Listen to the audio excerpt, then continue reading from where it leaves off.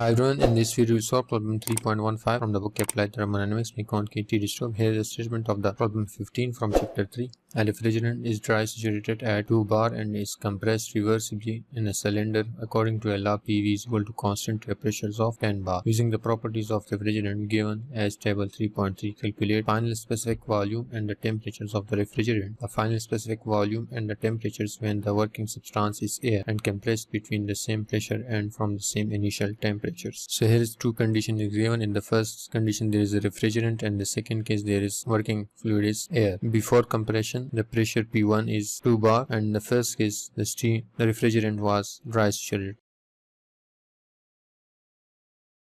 Then after compression the pressure reaches to P2 and it is 10 bar. The table 3.3 here I show on the screen. Compression follow the law PV is equal to constant. You need to calculate. In the first is the specific final volume, temperature T2, and the working fluid is refrigerant and its table property is given. In the second case when the working fluid is air, you need to calculate specific volume V2 and temperature T2 and the same initial and final condition is given.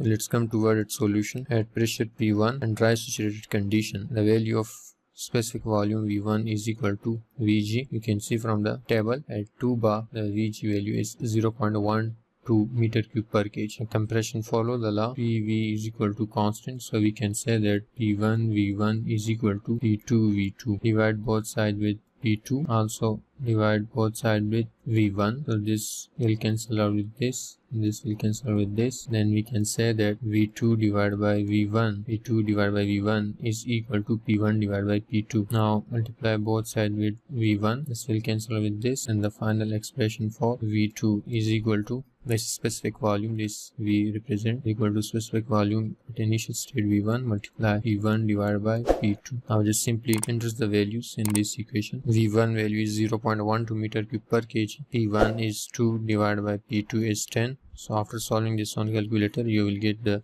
specific volume V2 value is. Now at this specific volume V2 and pressure P2 10 bar, the T2 value is 24 centigrade. So the first case specific volume and temperatures has been calculated. Next we will solve this problem for a working fluid air, and we need to calculate this specific volume V2 and temperature T2 and working fluid is air.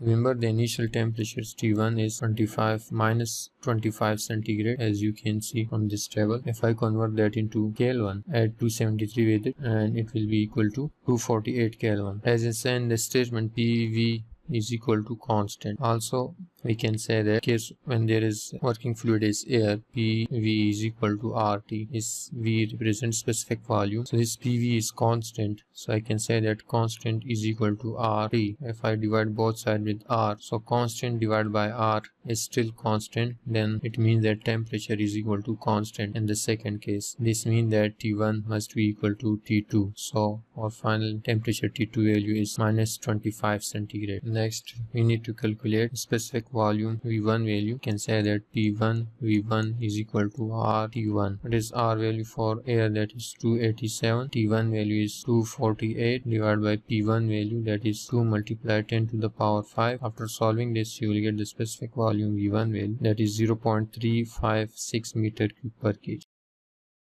Again we can say that V2 is equal to, from this equation, equal to V1 multiply with P1 divided by P2. What is V1 value? That is 0.356 multiply P1, that is 2 divided by P2, that is 10. After solving this you will get the specific volume V2 value for the second case when the working fluid is air is 0.071 meter cube per kg. And this is our final answer. I hope you understand. If still there is any confusion you can ask in the comment section. Please subscribe my channel if you haven't subscribed. Thank you so much.